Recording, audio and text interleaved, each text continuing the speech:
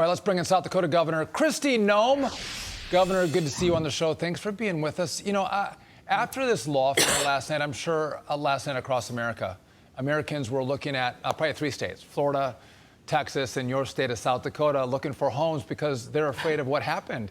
And you've called this conviction a wrongful conviction. What is the South Dakota perspective tonight? Well, what happened in New York would never happen in South Dakota. And I think that is what happened there does not even represent America. I woke up this morning saying, thank you, God, for President Trump, because I don't know of anybody else that could withstand this kind of corrupt attack from a judicial system that is bent just to destroy him and to destroy his family. And the fact that he still gets out there every day and he's still going to fight for us, for this country, and for our Constitution, boy, that gives me hope. So I hear most of America talking about what a dark day it is. I woke up today, though, grateful that we have a man that will still fight and that he's got a team around him that recognizes that this is the fight of history. This election cycle, November 5th, is going to be the most important date in history because it'll be if we decided we're still America or not. Governor, Sean was from Wisconsin. I'm from very rural Virginia. You're in South Dakota.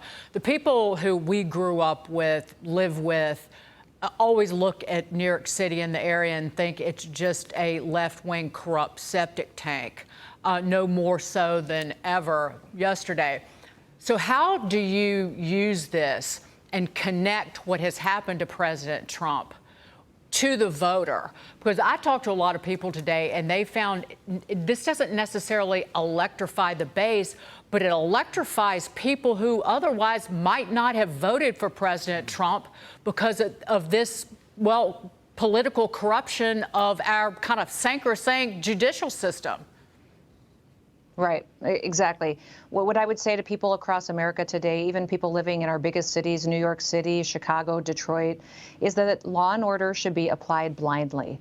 Everybody should be able to trust our judicial system. And what New York did here, what happened in Lower Manhattan, was not that. This was a scam and an attack on a man that a judge used that was prejudiced against him, limited his witnesses, limited what could be said, gave unconstitutional guidance to the jury, and then came forward with convictions on which would have never withstood even any other kind of a system like this. So I would say to people that those cities that have suffered so much where this kind of just judicial justice came down in New York, those are the same cities that saw riots and protests. They're dealing with crime and violence. That's happened in Democrat areas.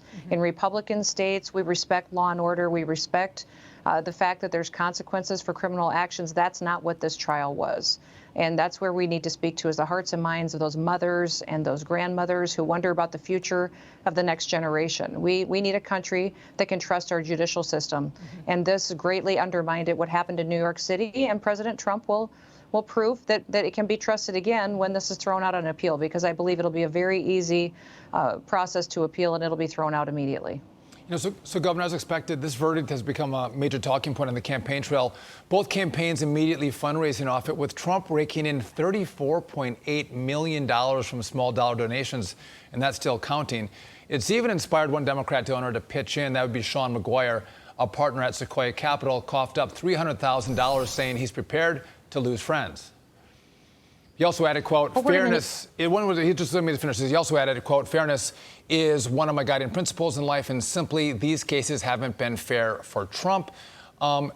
Is this going to continue, do you think? Are people just so angry that through election, they not just give, but they also go out and vote? Yeah, absolutely. And I think that President Trump is going to need every single dollar, because he's not just fighting Joe Biden. He's not just fighting the leftists and the socialists. He's fighting the media in most of this, too. So he's got to have the resources to tell the truth and to tell a story that he's fighting for the American family, that he wants to get inflation down, that he wants to lower their food costs and their gas prices again, put more money in their pockets, make sure that they have the ability to live with freedom and stabilize the world. What we saw happen today come out of the Biden administration was incredibly destabilizing as far as what they decided to do when it comes to a very vague agreement with Israel. We need to build trust with them again. We also saw what they did with Ukraine, that really is an escalation of hostilities that President Trump would have never allowed to have happen. So we've got a lot of things going on, and Biden's been using this trial here to try to distract from all of his other failures in policy here in our country and beyond their shores. And to what the donor that was saying about the one who gave $300,000. It really is a wake up to the American people, Governor, that if you let these people win this way, and they do this to a former president to stay in power, they will never run another election and never win another election any other way. It will be their tactic forevermore. And that's really what is energizing people who otherwise wouldn't have voted for President Trump. Yeah, I believe that's true. I think people in America still understand fairness and justice, and having a place where the scales of justice are still in existence. So those large dollars matter, but boy, those small dollar donors make all the difference in the world too. I think that those are the ones that if you get a $5 donation from someone, you know they're going to vote for you.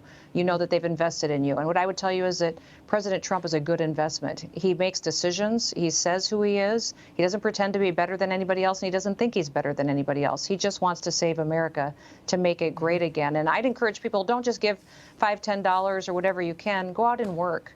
Go talk to people. We have to win the hearts and minds of this country back. We know our policies work. We know what we do for actions can bring more prosperity to this country. We just need to win their hearts and minds and have those conversations again. Governor Noem, we have to run. Next time when you come back, we have to talk about the VP stakes. We hear you're in the running. We'll have to get the scoop on that. But thank you for being with us on The Bottom Line all the way from South Dakota.